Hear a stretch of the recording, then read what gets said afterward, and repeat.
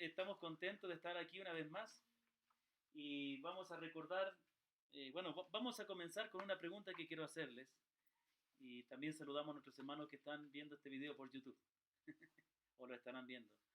Muy bien, la pregunta que quiero hacerles es, ¿cuál es la esperanza de tu felicidad? ¿Que se cumplan tus planes o que se cumplan los planes de Dios? ¿Mm? ¿Qué es lo que te causa gozo? ¿En qué está puesta la esperanza de tu felicidad? ¿En que puedas cumplir tus planes o en que se cumplan los planes de Dios? No, esta es una pregunta, sabemos la respuesta correcta, pero es una pregunta para analizarnos. ¿Realmente es mi gozo y mi felicidad que se cumplan los planes de Dios? ¿O más estoy pendiente de que se cumplan mis planes? Todos tenemos planes y sueños, y es correcto tenerlos, pero cuando el motor de nuestra vida, escuchen, cuando el motor de nuestra vida son nuestros planes, tarde o temprano nos sentiremos frustrados. Necesitamos de poner nuestra esperanza en un fundamento tan débil como el cumplimiento de nuestros planes o sueños. Debemos poner la mirada no tanto en que nuestros planes se cumplan, sino en que Dios siempre cumple sus planes. Nuestro gozo y nuestra confianza debe ser que Dios siempre cumple lo que ha establecido. Este es el punto, hermanos queridos. Cuando la palabra de Dios nos enseña a través de la Escritura de que el gran mandamiento, el primer y gran mandamiento es amar a Dios antes que cualquier otra cosa, quiere decir que nuestra verdadera felicidad se encuentra en Él y nuestra verdadera seguridad se encuentra en Él y no en nosotros. Lo más triste de vivir sin Dios es que la única esperanza somos nosotros. Pero como dije, tarde o temprano ese fundamento es muy débil y tarde o temprano estaremos frustrados.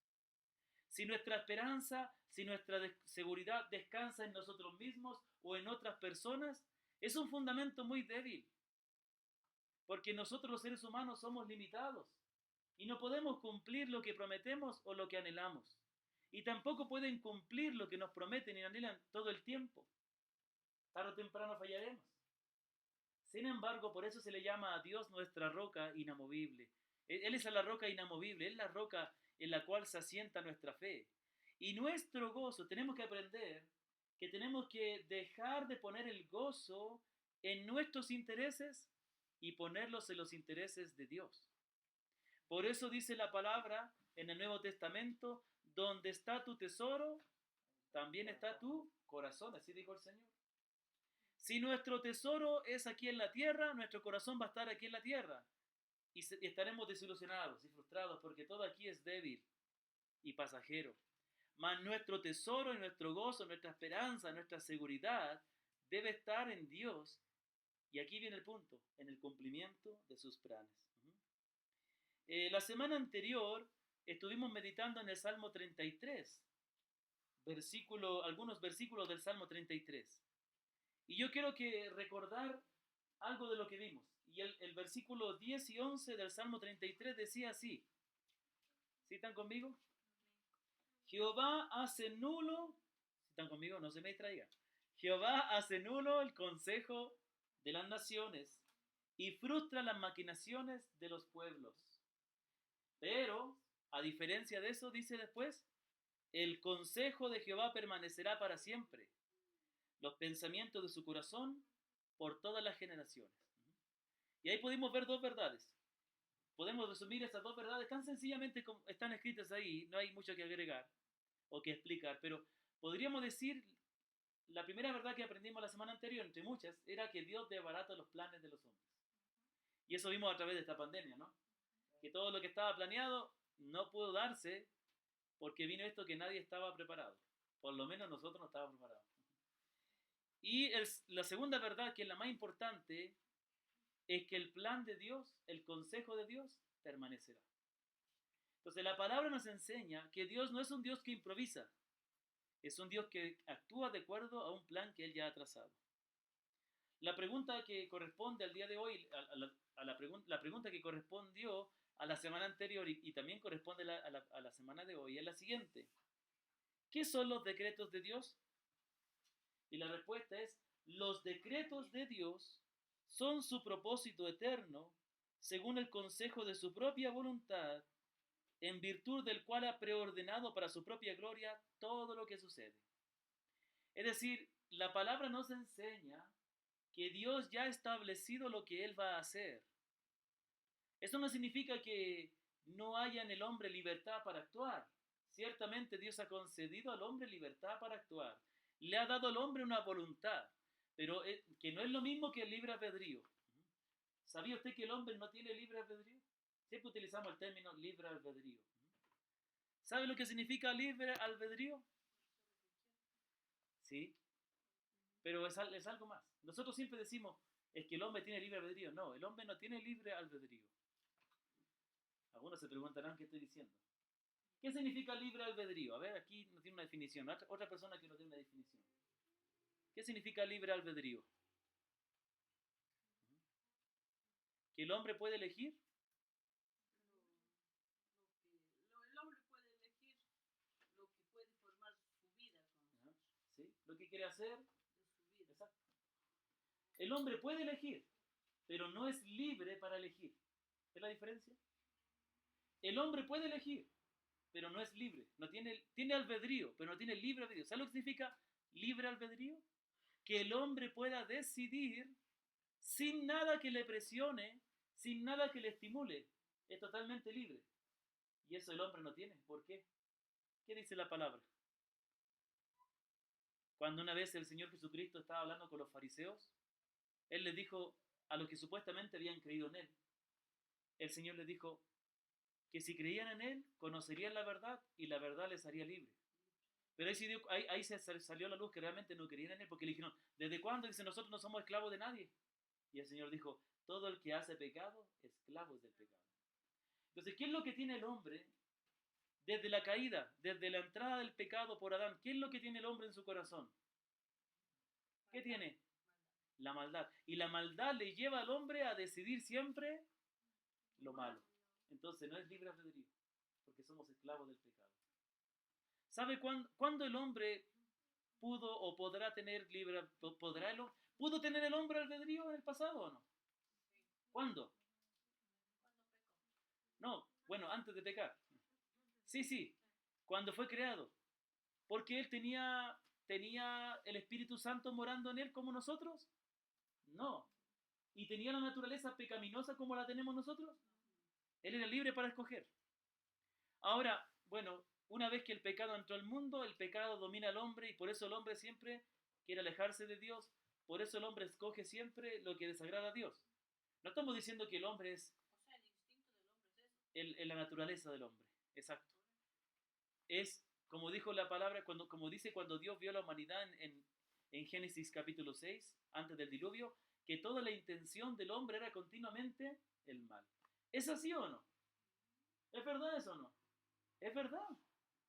¿Habrá alguna vez que tendremos la esperanza de que mientras estemos aquí en la tierra habrá un gobierno donde no haya corrupción? Es imposible. Pregunto, ¿hay alguna área en la cual no haya corrupción? En todo es corrupción. Lastimosamente en la iglesia también. Por algo hubo la reforma y por algo siempre la iglesia tiene que reformarse, ¿me comprende? Ahora, ¿puede el hombre en el futuro tener libre albedrío? ¿Mm? ¿Qué piensan? Mi esposa dice que sí. ¿Ya? Nuevo, así como comenzó todo. Yo les digo la verdad, el hombre nunca más tendrá libre albedrío. ¿Sabe por qué?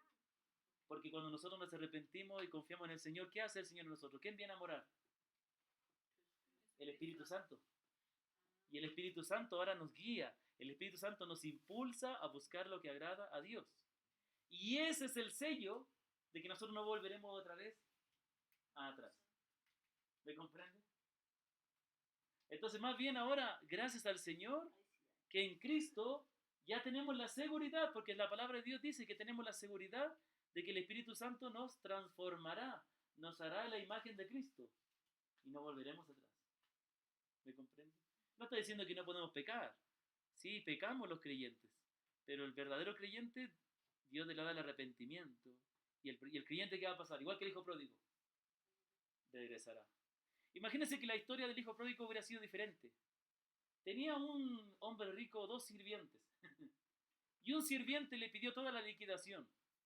¿Usted cree que, y se fue a malgastar el dinero en un lugar lejano? ¿Usted cree que habría posibilidad de que regresara al sirviente? Puede ser que sí, puede ser que no. Pero solo el hijo tiene la seguridad de volver. ¿Me comprende? Así como hijo de Dios nos apartamos, pero volveremos. Bueno, nosotros los seres humanos tenemos la tendencia continua al mal. Entonces, por esa razón, y yo no me acuerdo por qué llegué a hablar del libre albedrío, no me acuerdo por qué, pero entendemos que el hombre no es totalmente libre por causa de su pecado, mas Dios sí es libre. ¿Quién es el único libre? Dios. Y Dios hace siempre de acuerdo a su santa voluntad. Entonces, mire, una verdad que nosotros no debemos olvidar y que debemos entender en esta época de hoy. Dios no actúa en base al hombre. Dios no actúa, no hace sus planes en base al hombre, sino en base a su santa voluntad. Porque Él no tiene que someterse a nadie. Dígame. Yo quiero hacer una pregunta. A ver, pregúnteme. Ya, verá, usted dice que el plan de Dios ya está destinado para todos, ¿verdad? Sí, Aunque yo me ponga, o sea, ya a otro recordé por lado, qué llegué al libre albedrío. ¿Ya? a otro lado, digamos, si Dios quiere que yo vaya por ahí, aunque yo esté siguiendo así, algún rato tengo que volver para eso, ¿verdad? Sí. Sí, así es. Significa que Él te da cierta libertad. Ahí voy. Ahora me acuerdo por qué llegué al tema del libre albedrío. Que el hombre tenga libertad para actuar no significa que sea totalmente libre. Dios nos da para que nosotros guiemos por nuestra voluntad, pero ¿cómo es el plan de Dios tan poderoso? ¿Cómo es Dios tan poderoso?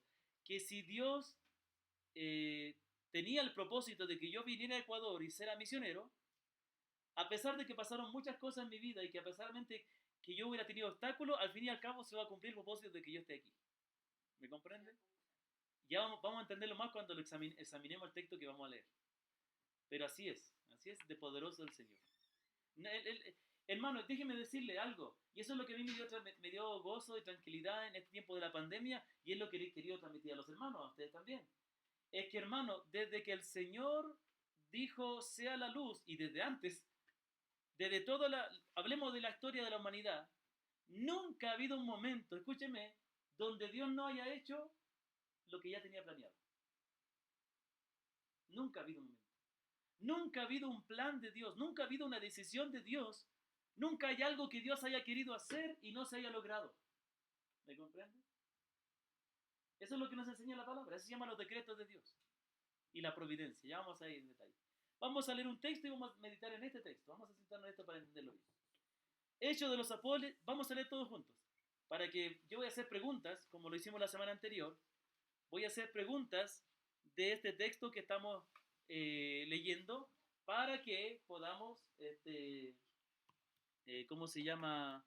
Entender mejor. Permítanme que voy a grabar el audio a la... Muy bien, tengo aquí un mensaje de mis hijas, pero creo que están escribiendo desde la casa. Voy a poner a grabar esto, muy bien. Entonces, mis queridos hermanos, quiero que vayamos a Hechos de los Apóstoles, capítulo 2, versículo 22 al 24. Ahora, voy a explicarle un poco del contexto de este texto, porque no podemos estudiar en detalle cada parte, porque nos queremos centrar en este pedacito. Hechos de los Apóstoles 2, 22 al 24. ¿Ya? Me avisan cuando lo tengan. Hechos de los Apóstoles 2, 22 al 24. ¿Ya? Ahora, antes de leer estas palabras, escucha atentamente. Había venido Pentecostés, era Pentecostés y había venido el Espíritu Santo. Realmente Pentecostés no es el nombre de lo que ocurrió con el Espíritu Santo. ¿Sabía usted eso? Pentecostés era una fiesta judía. Era los 50 días después de la fiesta. Lo que ocurrió fue la venida del Espíritu Santo. Pentecostés es el nombre que tiene que ver con los 50 días después de la fiesta.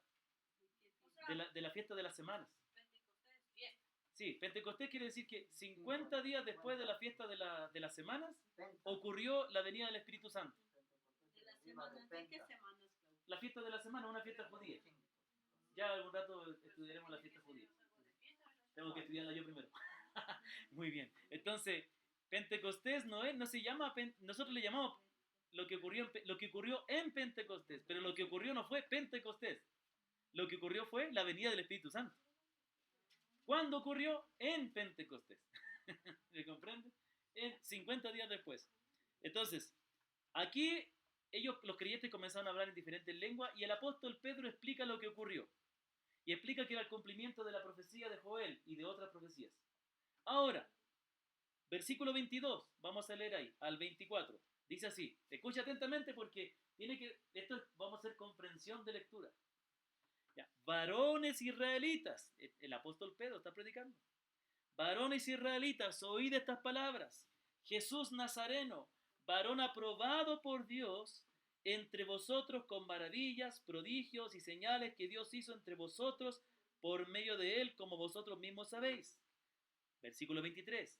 A este, entregado por el determinado consejo y anticipado conocimiento de Dios, prendisteis y matasteis por manos de inicuos, crucificándole, al cual Dios levantó sueltos los dolores de la muerte, por cuanto era imposible que fuese retenido por ella. Vamos a leerlo otra vez. Vamos a leerlo todos juntos. 1, 2, 3. Varones israelitas, oíd estas palabras. Jesús Nazareno, varón aprobado por Dios entre vosotros con maravillas, prodigios y señales que Dios hizo entre vosotros por medio de él, como vosotros mismos sabéis. Todos juntos. A este, entregado por el determinado consejo y anticipado conocimiento de Dios, prendisteis y matasteis por manos de inicuos, crucificándole, al cual Dios levantó, sueltos los dolores de la muerte, por cuanto era imposible que fuese retenido por ella. Amén. Muy bien, ya lo leímos y tengamos el texto ahí, porque vamos a volver ahí. ¿Qué palabra necesitamos entender mejor? A ver, ¿hay alguna palabra que resulte un poco difícil que haya que entender? ¿Ah? ¿Podrían decir ustedes qué palabra quieren que más o menos expliquemos? A ver, que meditemos en alguna de las palabras. Una palabra que sea difícil. Acuérdense, palabra. O bueno, dos palabras pueden ser conjuntos de palabras. Uh -huh. Uh -huh.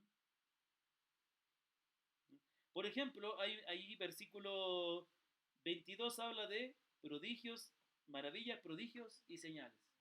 ¿Qué es lo que eran estas maravillas y prodigios y señales? Eran los milagros que el Señor hizo. ¿Ah? Exacto. Lo mismo, son diferentes términos para referirse prodigios y señales. Lo mismo, exacto.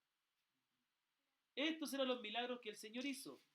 Esta era la manera en que el Padre demostró que Jesús era el Hijo y el Mesías. Ahí dice versículo 22, dice, varón aprobado por Dios entre vosotros con maravillas, prodigios y señales. ¿Qué quiere decir? Él está diciendo, Jesucristo, ¿sí están conmigo? Muy bien. Jesucristo fue un varón aprobado por Dios, es decir, Dios dio testimonio de él, ¿por medio de qué? Por medio de los milagros. Entonces, miren, detengámonos aquí un momentito. ¿Qué propósito tenían los milagros del Señor Jesús? ¿Qué propósito tenían? Demostrar quién era Él, exacto. Ahora, interesante que a los milagros se le llaman maravillas, prodigios y señales. ¿Qué es lo que es una señal? Es algo que da un mensaje. Cuando estamos buscando una calle, vemos la señal que dice el nombre de la calle. ¿Lo importante es el nombre o lo importante es llegar a la calle? Lo importante es llegar a la calle. Entonces, lo importante no son los milagros. Lo importante era el mensaje que daban los milagros. El problema es que la gente a veces hace de los milagros el tema importante. Claro, pero el milagro era una señal que demostraba, con la cual Dios demostraba que Jesús era el Mesías. ¿Ah? El mismo Señor Jesucristo lo dijo en otra parte cuando dice, os lo he dicho y no creéis. Las obras que yo hago en nombre de mi Padre, ellas dan testimonio de mí. Otra palabra importante que le vamos a repetir, que se repite del versículo que estudiamos la semana anterior, la palabra consejo. ¿Qué dice el versículo 23? A este, hablando de Jesús, entregado por el determinado consejo. ¿Consejo a qué se refería? No pensemos en consejo como las palabras que alguien le dice a alguien para ayudarle. Te voy a dar un consejo. No. Aquí está hablando otro término. El término consejo se puede traducir designio, acuerdo o decreto. Esta misma palabra en el texto griego se repite en Lucas 7:30. Mas los fariseos y los intérpretes de la ley desecharon los designios de Dios. Designio. Entonces, consejo, cuando dice que el Señor fue entregado por el determinado consejo, quiere decir por lo que Dios en la eternidad acordó. ¿Por qué decimos acordó si es un solo Dios? ¿Por qué decimos acordó, que Dios acordó algo? ¿Cuándo uno acuerda algo? ¿Uno acuerda algo con sí mismo o con otras personas? Claro. Pero, porque Dios es un Dios trino. Eso es lo que se llama el pacto eterno, en que el Padre, el Hijo y el Espíritu acordaron que el Mesías, que Jesús sería el Salvador. ¿Ya? ¿Están conmigo, no? Espero que no dejemos distraer por cualquier cosa y parándonos, por favor, porque si nos paramos mucho, no seguimos el hilo de la enseñanza. ¿Ok? Perdón. Gracias. Entonces, hay otro término, el término que aparece en el versículo 23. A este entregado o al determinado consejo y anticipado conocimiento de Dios, prendiste y matasteis por manos de inicuos. ¿Han escuchado el término inicuo? ¿Qué significará el término inicuo? ¿Ah?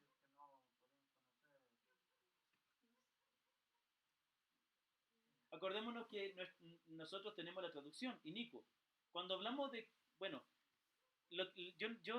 perdónenme que les estoy preguntando algo que no pueden responder porque tenemos nuestra Biblia en el idioma español. Y lo que nos interesa a nosotros no es saber el significado de esta palabra en nuestro idioma, sino saber cuál es el significado de la palabra griega que se tradujo inicuo. ¿Sí me doy a entender? Pero el término griego que se tradujo inicuo, ¿qué significará inicuo? Bueno, podemos buscarlo en el diccionario de la lengua española. Pero el término griego era un término que significaba alguien que vivía sin ley. Inicuo se traduce de una palabra griega, ojo que no es el significado de la palabra inicuo, sino de la palabra griega que se tradujo inicuo. Por ejemplo, la palabra, en el principio era el verbo. ¿Verbo qué significa? Una palabra que indica una acción, pero el término griego es logos, y logos significa mensaje, palabra, ¿me comprende? Entonces, aquí inicuo se tradujo de una palabra que significa alguien que vive sin ley. Es un término para referirse a todo aquel a todos aquellos que desconocían la palabra, es decir, a los paganos, a los gentiles, ¿me comprende? Y también a cualquier persona que vivía en abierta indiferencia y desobediencia a la ley de Dios. Una persona que vive sin ley, ¿no es cierto? Ok. Ahora, vamos a otra pregunta, por favor, antes que se me queden dormidos. Muy bien. Ojo que lo que ayuda a quedarse dormido es la mascarilla también. ¿No es cierto? Porque no se puede respirar bien. Ok. ¿Qué se dice? Vamos a ver cómo anda la pregunta. De los tres textos que leímos, del texto que leímos de Hechos, ¿qué se dice que hicieron los hombres? ¿Qué hicieron los hombres? A ver, búsquelo ahí. Yo tengo tiempo de esperar. ¿Qué se dice que hicieron los hombres? Muy bien. Estamos leyendo Hechos 2, 22 al 24, acuérdese. ¿Qué hicieron los hombres? ¿Qué hicieron los hombres ahí? Le crucificaron a Jesús. Lo apresaron, lo crucificaron, lo mataron por manos de inicuos, crucificándolo, ¿cierto? Pero ahora vamos a lo más importante. Dígame, mi hermano Sebastián. Pero es que debemos considerar, ya me acuerdo, estaba haciendo memoria. Ya. El término inicuo, muy bien, lo que tú dices, que son personas que viven sin ley. Exacto. No eran conocedores de la ley. No eran conocedores de la ley. O conociéndola abiertamente claro, la ignorancia. porque la mayoría que eran los jefes de las sinagogas, fariseos, saduceos, incluso estos, que eran conocedores. Ellos incluso vivían bajo la ley. Y claro, en ese tiempo vivían todos bajo la ley mosaica. por eso es lo que no aceptaron a Jesucristo, porque vino supuestamente a traer algo nuevo, ¿no es cierto? Y a cumplir la ley. Entonces no es que no conocían, sino que yo, viendo como me presentaron una vez el versículo, es que ellos no conocían la ley de Dios en sus corazones. Exacto, no la conocían. Sí, sí. Pero también acordémonos que no solamente habla de los judíos, sino que el apóstol Pedro le está hablando a los judíos. Ustedes lo entregaron y lo crucificaron por manos de inicuos. Y eso se refiere quizás, obviamente, a todos los que rechazaron, pero especialmente a los romanos. Porque el Señor Jesucristo no murió bajo la ley judía, sino bajo la ley romana. Y los romanos son los que lo crucificaron, porque no se les daba el derecho a los judíos de aplicar la ley, la pena de muerte. Ahora, ¿había una pena de muerte en la ley de Dios o no? Sí. Sí, ¿sabía usted que en el Antiguo Testamento existía la pena de muerte? Por apedreamiento. Pero interesante, ¿no? ¿Por ¿Qué? qué era eso? Ah, habían uno por adulterio. Los adúlteros tenían que morir apedreados. Los hijos rebeldes tenía que el papá ir, algunos no estarían vivos aquí. Los hijos rebeldes tenían que morir apedreados. ¿Y sabe quién más? Los que no guardaban el día del Señor también tenían que morir. Entonces ya, hermano, no quedaría nadie en la tierra. Por la gracia del Señor ya no estamos en esa época. Pero hagamos un alto, mire. Aquí vamos a aprender, vamos a seguir con el texto, pero tomando la palabra, aprovechando la ocasión que nos hace mención esto. ¿El Señor cómo murió? ¿Con la pena de muerte judía o la pena de muerte romana? Romana. Ojo, ¿qué decía la profecía? Decía la profecía que ningún hueso del Señor sería quebrado. Y segundo, si están conmigo, el Señor tenía que morir de manera semejante a como morían los corderos de los sacrificios. ¿Cómo morían los corderitos? Los degollaban y morían derramando su sangre. Si el Señor hubiera muerto bajo la ley judía, sus huesos hubieran sido quebrados porque hubiera muerto por lapidación, por apedreamiento. Y segundo, no hubiera muerto por derramamiento de sangre. Pero entonces, ¿ve cómo la voluntad de Dios se cumple? Los romanos, y ahí vamos a llegar al texto, los romanos mataban, prácticamente la persona moría desangrada. Obviamente ocurrían otras cosas que le quitaban el oxígeno, la respiración, pero finalmente ya está. Yo les voy a decir que yo siempre escuchaba a un hermano que decía: el Señor derramó hasta la última gota de sangre, y siempre le criticaba a ese hermano. ¿Qué importa la cantidad de sangre? Lo que pasa es que sí importa, porque él tenía que derramar su vida, ¿me comprende? O sea, en cierta manera sí importa. Y por eso cuando le clavaron la lanza en el costado, ¿qué salió? Agua y sangre, y prácticamente eso era lo último que ya quedaba de sangre en él. Entonces él derramó su vida. Ok, ahora, se cumplió entonces, como decía la profecía. Justamente aquí viene el punto. Vamos a la segunda pregunta que quiero hacer, la más importante. ¿Qué dice que hizo Dios en este texto? Aquí se habla, es un poco difícil, pero lo vamos a encontrar. Dice, primero yo les voy a dar una fácil. Dice que Dios aprobó a Jesús por los milagros. Miren lo que dice el versículo 22. Varón aprobado por Dios entre vosotros con las maravillas, prodigios y señales que Dios hizo entre vosotros por medio de él. Entonces, ¿quién es el que hizo las maravillas? ¿O quién es el que obró para que esos milagros se realizaran? Dios. ¿Y qué estaba haciendo Dios con eso? Aprobando, testificando quién era su Hijo Jesús. Lo que ya hablamos en delante. Pero aquí viene el punto. Hay algo más que se menciona de Dios, versículo 23. Versículo 24 también dice que algo hizo Dios. ¿Qué hizo? Versículo 24, ¿qué hizo Dios? Le levantó de la muerte, ¿sí?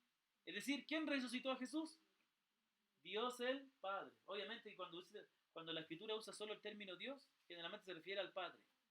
No estoy diciendo que el Señor Jesús no sea Dios. Pero ¿quién resucitó a Jesús? Dios el Padre. Muy bien. Pero en el versículo 3 está lo que yo quiero que aprendamos. ¿Qué hizo Dios aquí?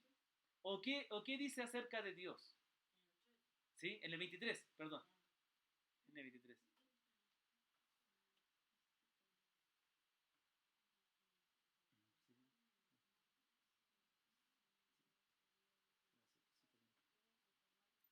Dice, a este, vamos a dar una ayudita. A este, hablando de Jesús, entregado por el determinado consejo y anticipado conocimiento de Dios, prendiste y mataste por mano de inicuo. Más bien les voy a ayudar. Y aquí dice dos cosas. El Señor fue entregado por los hombres, pero también fue entregado por ¿quién? ¿O por causa de quién? Exacto. Aquí dice que ellos entregaron a Jesús a la muerte, pero lo hicieron porque Dios ya lo había establecido. Ese es el plan. Ese era el plan. Entonces dice que Dios había determinado que su hijo fuera entregado. Entonces, este es el punto, miren hermanos. Por eso lo que dice que a Jesucristo no lo mataron, sino Él se entregó a sí mismo. Exacto, justamente. Porque obviamente podía haberlo impedido. Claro. Pero no solamente que él se dejó morir o entregó su muerte, sino que esa muerte ya estaba establecida que él tenía que hacer. Entonces, ¿qué vemos aquí, hermanos? Présteme atención y mírenme un ratito. Aquí vemos la soberanía de Dios y aquí vemos el decreto de Dios. Gracias, amada esposita, tengo sed. Salud.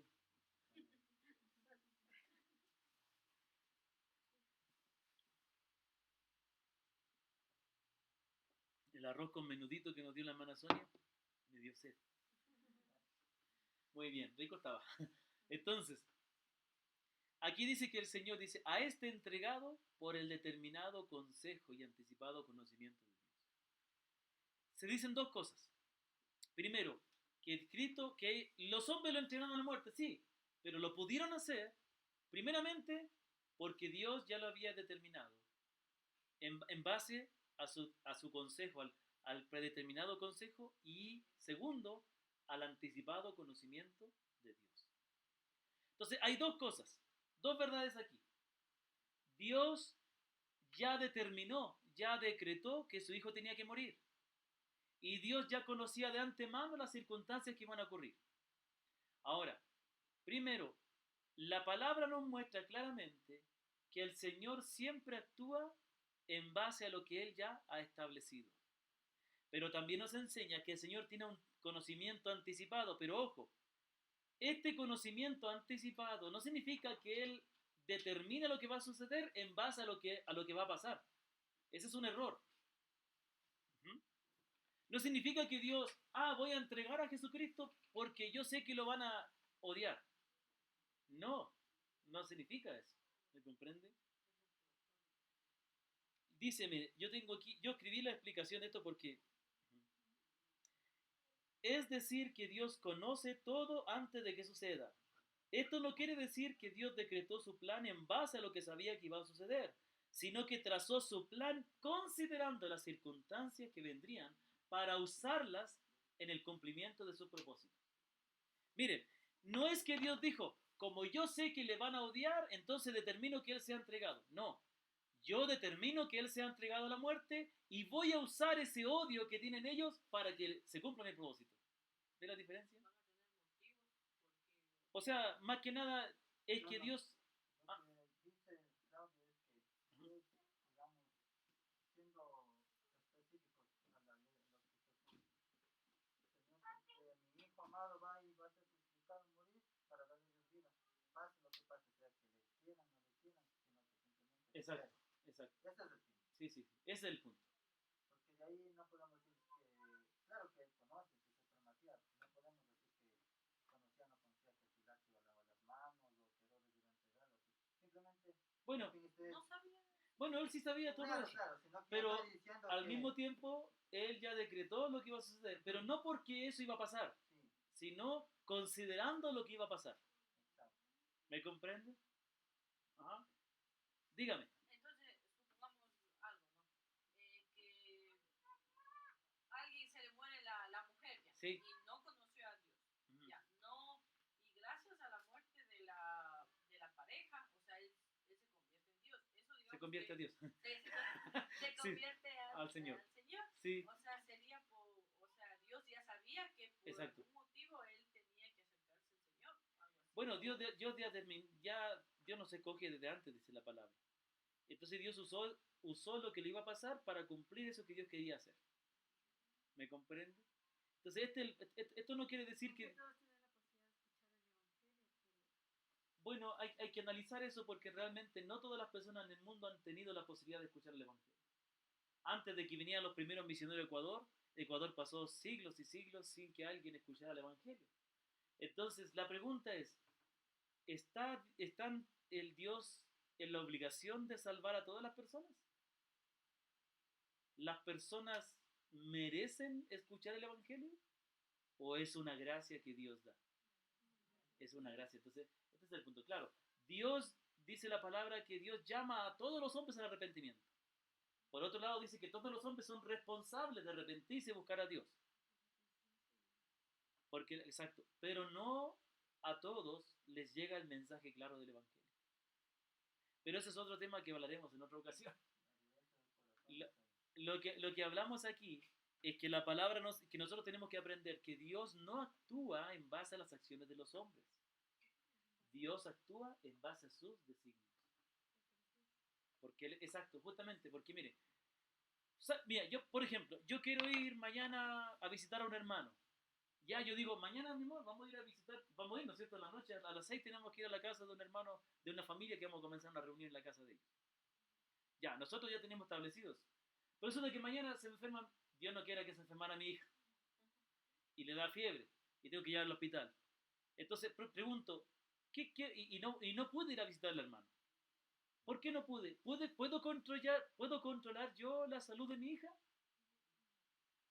Yo de alguna manera tengo que someterme a las circunstancias.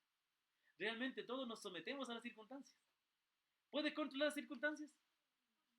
Tú dices, voy a hacer un negocio. Y la persona que tiene que hacer el negocio no vino. O no se dio, o no te dieron el préstamo. ¿Puedes controlar eso? No lo puedes, tienes que aceptarlo. Tienes que someterte. Pero si Dios fuera así, si Dios actuara en base a las circunstancias, diríamos que Dios tiene que someterse a las circunstancias, pero Dios tiene que someterse a alguien. Entonces, ¿Él puede hacer su voluntad o no? Sí. Por eso es que una de las preguntas que nosotros le hemos enseñado a través de las preguntitas de lo que enseñamos los días sábados a los niños, dice, ¿puede hacer Dios cualquier cosa?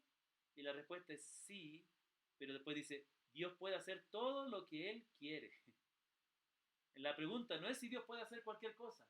La pregunta es, ¿lo que Dios quiere lo puede hacer? Todo lo que Dios quiere, lo hace. Nuestro Dios está en los cielos, todo lo que Él quiso, ha hecho. Ahora, vamos a ver unos textos para finalizar y afianzar esta verdad. Ya, pregúntate que yo pueda... Yo voy a dar mi ejemplo, ya. O sea, yo estoy estudiando y ¿Ya? lo que yo estoy estudiando y todo esto que me ha pasado en el transcurso de mi vida, ya. O sea, ¿es porque Dios lo quiso? Bueno, hay cosas que Dios quiere y hay cosas que Dios permite. El punto no es que no nos referimos a cada circunstancia, sino al propósito final. O sea, yo estoy estudiando, digamos, esto es por algo, así. O sea, mire, vámonos a más cosas. No conocemos todos los decretos de Dios.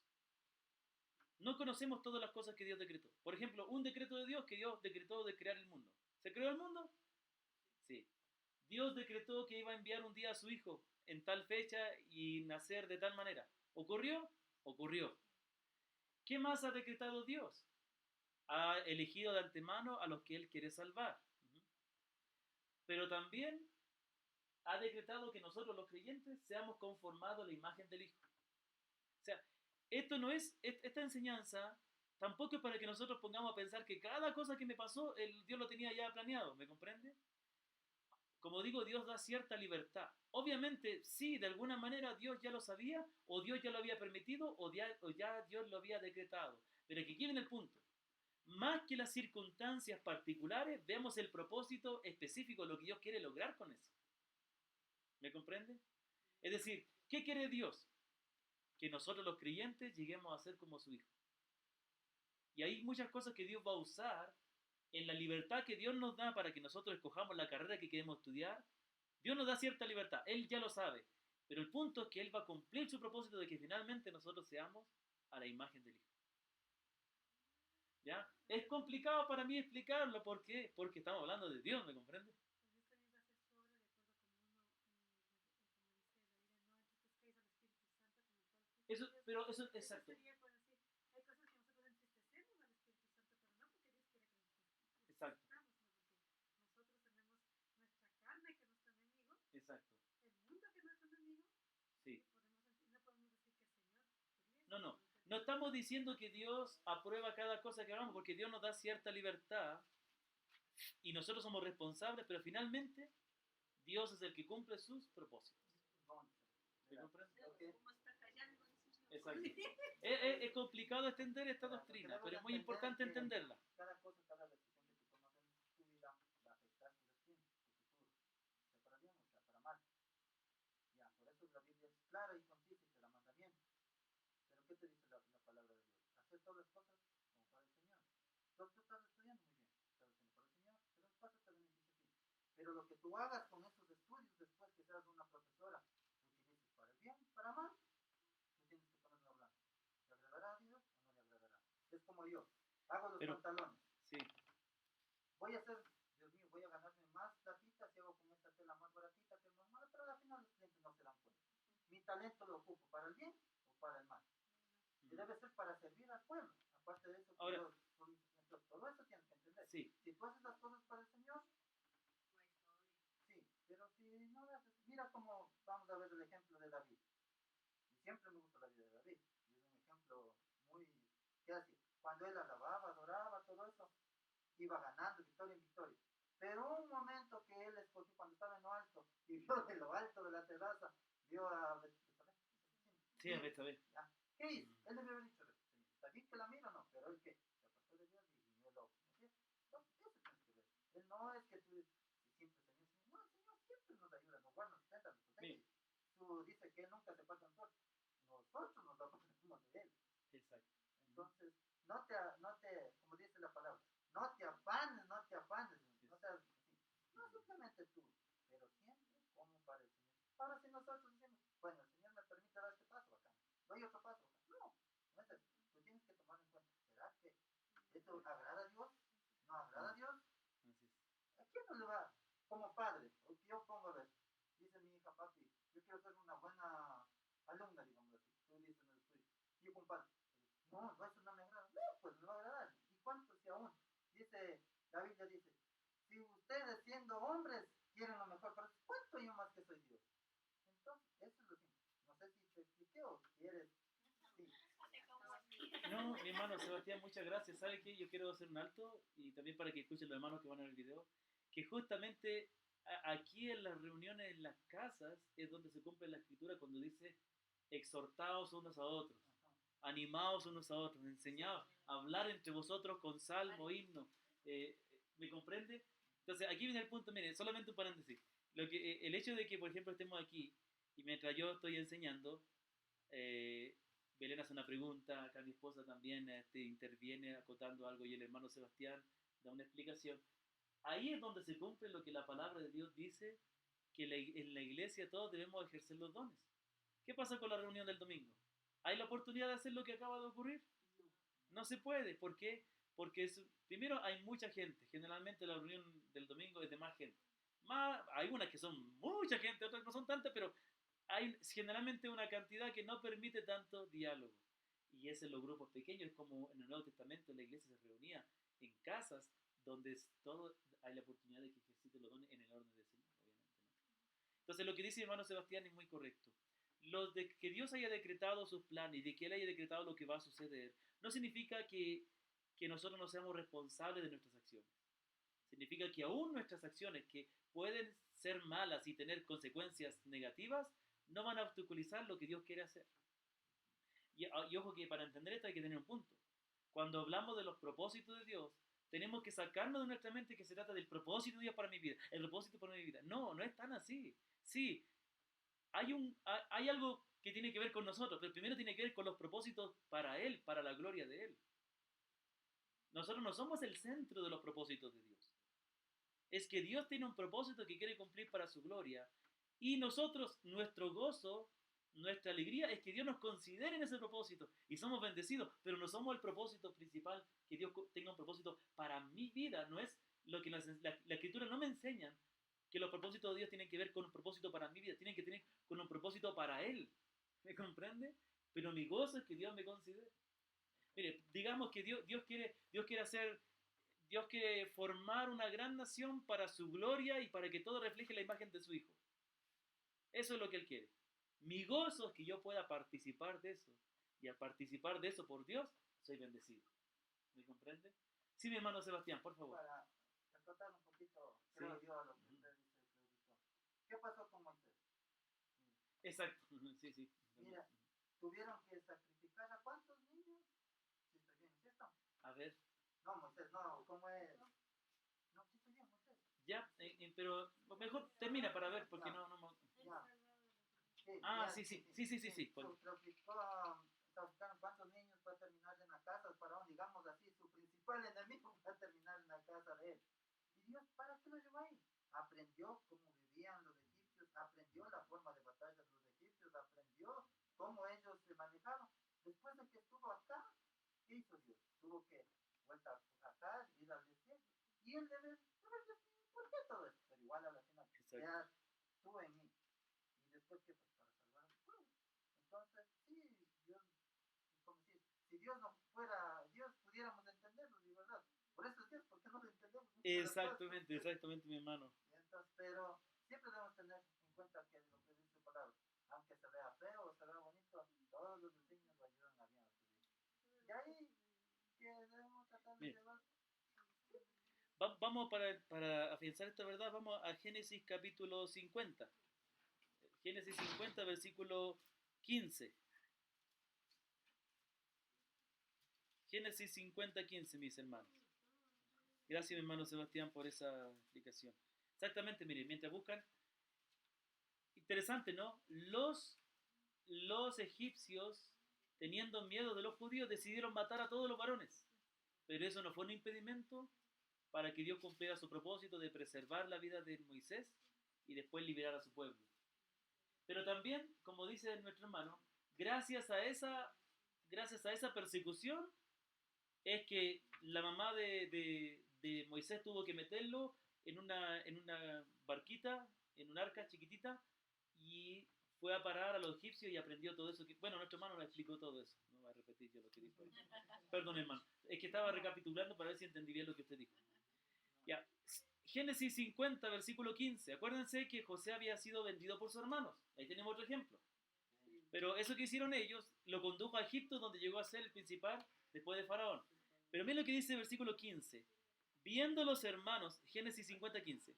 Viendo los hermanos de José que su padre era muerto, dijeron, quizá nos aborrecerá José y nos dará el pago de todo el mal que le hicimos. Y aquí me da risa porque dice, y enviaron a decir a José, tu padre mandó antes de su muerte diciendo, como diciendo, mira, verás que papá dijo que no nos hagan nada, ¿ya?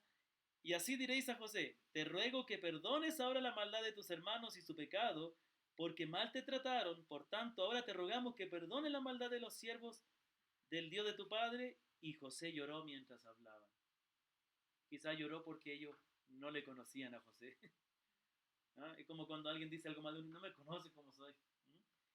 Bien, versículo 18, vinieron también sus hermanos y se postraron delante de él y dijeron, henos aquí por siervos tuyos. Y aquí es donde José va a expresar esta verdad que estamos tratando de aprender hoy día. Y respondió José, no temáis, ¿acaso estoy yo en lugar de Dios? Y aquí dice, vosotros pensasteis mal contra mí, mas Dios lo encaminó a bien para hacer lo que vemos hoy, para mantener en vida a mucho pueblo. Entonces, José no podía estar enojado con sus hermanos. ¿Lo que ellos hicieron fue malo? Sí, fue malo y eran responsables delante de Dios por lo que hicieron. Pero Dios usó eso, lo encaminó, dice. Encaminar es encauzar, es como cuando viene el agua de regadío y van haciendo el surco para que pase el agua. Entonces, exacto, Dios le dio libertad al hombre y el hombre en su pecado escoge lo malo. Pero aquí viene el punto, cuando hablamos de los decretos de Dios, es que Dios tiene un plan, Dios ha trazado un plan por toda la humanidad lo que Él quiere hacer, y un plan supremo que lo cumplirá al final, y nada de lo que el hombre haga en la libertad que Dios le da puede impedir lo que Dios ya determinó hacer. O sea, lo que Dios quiere hacer, lo va a hacer, ¿me comprende? Pero como bien nos advertía nuestro hermano y también mi esposita, no significa eso que nosotros no somos responsables de hacer lo correcto delante de Dios. Porque Dios cumplirá su propósito, pero ¿sabe qué? Pero también nosotros en el camino sufrimos consecuencias si no obedecemos a Dios. Pero si somos hijos de Dios, si verdaderamente nos hemos arrepentido, Dios completará la obra en nosotros y seremos como el Señor Jesucristo y estaremos con Él en gloria. Es por eso que también quiero, perdón que haga énfasis siempre que viene el hermano toca el tema, en cuanto a la seguridad de la salvación. La seguridad de la salvación, si nosotros no creemos en la seguridad de la salvación, estamos diciendo que Dios no es capaz de cumplir su propósito de Ahora sí ya salvarnos. estoy listo. De salvarnos. ¿Ya tiene la respuesta ya para mí? Ya, un día tenemos que tomar. Ok, está bien, un día vamos a hablar sobre ese tema. Entonces esto es muy importante entenderlo porque dice la palabra, también vamos a terminar con este texto. Con este texto terminamos y dejo ir al pueblo de Dios. ¿Ya? Con este texto dejo ir al pueblo. ¿Ya? Vamos a Efesios capítulo 1. Efesios capítulo 1.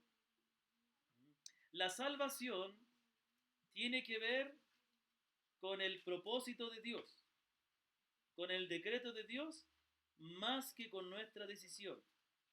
¿Me comprende? Efesios 2. Efesios 1, perdón. Efesios 1, versículo 3. Ya, busquen ahí Efesios 1, 3. Por favor. Como en italiano, per favore. Ya, Efesios 1, versículo 3. Efesios, Efesios 1, 3. Efesios 1, 3. ¿Ya lo tiene Sebas? ¿Ya tiene Belén, María José y la Joyce? María José, esperemos. Mi hermana Sonia, ¿sí? Ok. Mary. Ya. Es muy grande la Biblia, ¿no es cierto? Ya. Efesios 1:3. Bendito sea el Dios y Padre de nuestro Señor Jesucristo, que nos bendijo con toda bendición espiritual en lugares celestiales en Cristo, según nos escogió antes de Él, según nos escogió en Él antes de la fundación del mundo. ¿Para qué nos escogió? Para que fuésemos santos y sin mancha delante de Él. Pregunto, entendiendo esta verdad que Dios siempre va a actuar de acuerdo a su decreto y que todo lo que Él decretó se cumplirá. Cuando dice que Él nos escogió para que seamos santos, ¿lo llegaremos a hacer? Porque tiene que ver con que Dios cumple lo que hace. En amor habiéndonos predestinados, nos predestinó, trazó un destino antes para nosotros. ¿Cuál destino? Para ser adoptados hijos suyos por medio de Jesucristo, ¿según qué? ¿Según qué nos predestinó? Según el puro afecto de su voluntad. No. ¿Según qué me escogió el Señor? Porque Él quiso. ¿Me comprende? Así, porque Claro. y que no hay mérito en nosotros. Porque Él quiso. Somos tan pecadores como todos los demás. ¿Pero por qué quiso salvarnos? Por el puro afecto de su voluntad. Ahora, vamos a leer, vamos a entender un poquito. Yo. Pero no dice, bueno, un versículo, no sé tanto yo, pero dice, si yo creo en Dios, será salvo mi casa. Sí. Ya. Y digamos, ya, o sea, sí, digamos, ya nosotros, por ejemplo, de la María, ya sale la Emily. Sí. Se supone que ahí ya... O sea, este texto, claro, pero es que sí, pero sin embargo hay una promesa, pero eso tiene que ver con otra cosa, no tanto con esto. ¿Me comprende? Claro, exacto. Obviamente, cuando Dios nos escogió, también consideró nuestra familia, ¿me comprende? También. Pero eso no significa que cuando el texto dice que crees en Jesucristo será salvo tú y tu casa, no necesariamente significa que todos los hijos de los creyentes van a ser salvos también y se van a convertir. Hay hijos que no se convierten. Pero es una promesa que tiene que ver con el pacto que Dios hace con los suyos. Pero eso lo vamos a ver en otra ocasión, no nos desviemos. Pero vamos, pero gracias. Conocer a Cristo como Salvador. Tiene que predicarle, ponerle como los papás son creyentes, el deber de ellos es predicarle a su hija para que ella conozca a Cristo. Estamos una escalerita más cerca, digamos. Mire. Tiene un por ciento más. Exacto. Dice, versículo, ya, sigamos leyendo. Para alabanza, versículo 6, para alabanza de su gloria, con la cual nos hizo acepto en el amado, en quien tenemos redención por su sangre, el perdón de pecado, según la riqueza de su gracia. ¿Por qué tenemos el pecado? ¿Según qué? Según la riqueza de su gracia, que hizo sobreabundar para con nosotros en toda sabiduría e inteligencia. Versículo 9, dándonos a conocer el misterio de su voluntad, según qué, su beneplácito, según bien le plació, el cual se había propuesto en sí mismo. ¿Qué se había propuesto Dios en sí mismo? Reunir todas las cosas en Cristo en la dispensación del cumplimiento de los tiempos, así las que están en los cielos como las que están en la tierra. Ahora, versículo 11, mire lo que dice. En él, asimismo, tuvimos herencia, habiendo sido predestinados conforme al propósito del que hace todas las cosas según el designio, según el decreto, según el consejo de su voluntad, a fin de que seamos para alabanza de su gloria. Entonces aquí viene el punto, hermano. Nuestra salvación descansa en que Dios ya nos predestinó, como bien está la preocupación. Esto no quiere decir que nosotros podemos hacer lo que queremos, a lo que queramos sin preocuparnos, porque total vamos a ser salvos igual. Como Dios me escogió, no importa. No, no, porque tu reacción va a demostrar si eres creyente o no, o si por así decirlo, si eres un elegido o no. ¿Me comprende? Entonces aquí viene el punto. El punto es que la salvación tiene que ver con el designio de Dios, como aquí dice, según nos escogió en Él, según nos predestinó. Por lo tanto, significa que Él ya decidió algo para nosotros. ¿Sabe lo que va a pasar? Eso se va a cumplir. Eso no nos libra de responsabilidad. Porque si yo, confesando ser creyente, confesando que en el Señor y que Él me salvó, entonces tengo que demostrarlo con mi vida. Si yo vivo una vida de pecado, no estoy diciendo que pierdo o que Dios no cumplirá su propósito. Estoy diciendo realmente, yo no soy verdadero creyente. Eso es lo grave, ¿me comprende? Y eso es lo que más ocurre hoy día. ¿Saben lo que? Y solamente haciendo un pequeño paréntesis después de tantos paréntesis que hago, con el permiso de desviarme del tema. El problema de hoy en la iglesia cristiana es que no se enseña a la iglesia de que hay personas que están en la iglesia y no son creyentes. Entonces tenemos a Judas. Judas estuvo con los 12. Pero ¿sabe qué? ¿Judas perdió la salvación o Judas nunca fue un verdadero creyente? ¿Qué piensa usted? Nunca fue. ¿Sabe por qué? Porque después al final demostró lo que había en su corazón realmente. Amor por dinero. Entonces Judas estuvo ahí, pero su corazón nunca fue transformado. Es más, dice que él sustraía de la ofrenda, sustraía el dinero. ¿Sabe lo que pasó? Él estaba ahí, pero nunca fue verdadero creyente. Y ese es el problema de hoy. Hay muchos que están, pero no lo son verdaderamente. ¿Y cómo se van a demostrar? Por sus frutos. Pero volviendo al texto. Sin embargo, para aquellos que verdaderamente conocen al Señor, la salvación descansa en que el Señor ha trazado ese destino para nosotros. ¿Cuál es? Vamos a terminar con esta pregunta. Hemos visto la siguiente verdad. El decreto eterno de Dios tiene que ver que Dios ha trazado de antemano lo que Él va a hacer. Y todo lo que Él va a hacer es para su gloria. Y todo lo que Él trazó, determinó que va a hacer, lo va a hacer. ¿Me comprende? ¿Cómo eso afecta a nuestra fe? O sea, afecta en el sentido positivo.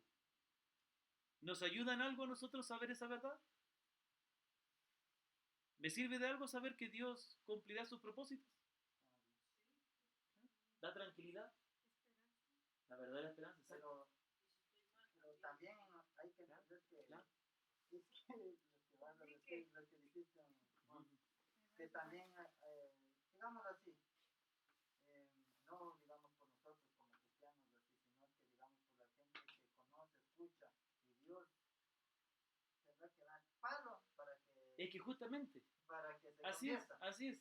Entonces, eso lo relacionaron una vez en una predicación con los que vendrán a Apocalipsis, que los que pudieron ser salvos nosotros por gracia tendrán que ser ahí salvos, pero que tendrán que aguantar Bueno. el sufrimiento. Bueno, ese es otro tema que hay que tocarlo en alguna, pero el punto es lo siguiente, que eh, Dios va a cumplir su propósito, O sea, como, aunque tenga que quebrantarnos para eso. ¿Me comprende? Y no queremos ser quebrantados porque no es cualquier cosa, hermano. No es cualquier- Hay que nosotros seamos salvos y hayamos recibido la misericordia de Cristo, no significa que ya no temamos a Dios. Obviamente, yo no le temo que Dios me va a condenar, porque yo estoy seguro que el Señor es suficiente para salvarme, pero sí le temo a la disciplina de Dios. Pero también temo de que yo no sea un verdadero creyente y que me pierda, ¿me comprende? Esa es otra cosa, ¿me comprende? Entonces, justamente, pero Tratemos de enfocarnos en el punto.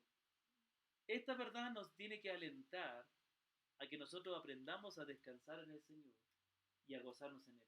Si nosotros entendemos que nuestro Dios es un Dios totalmente soberano, que todo lo que sucede está en su control y que cumplirá su propósito y lo ha cumplido, entonces, ¿qué razón tenemos para vivir en ansiedad y preocupación? Más bien tenemos que vivir confiando en Él y descansando en que Él hará todo lo que se ha propuesto hacer. Hermano, amén. Hay mucho más que decir, pero el Señor ya nos dará la oportunidad. Bendito sea el nombre del Señor. Amén.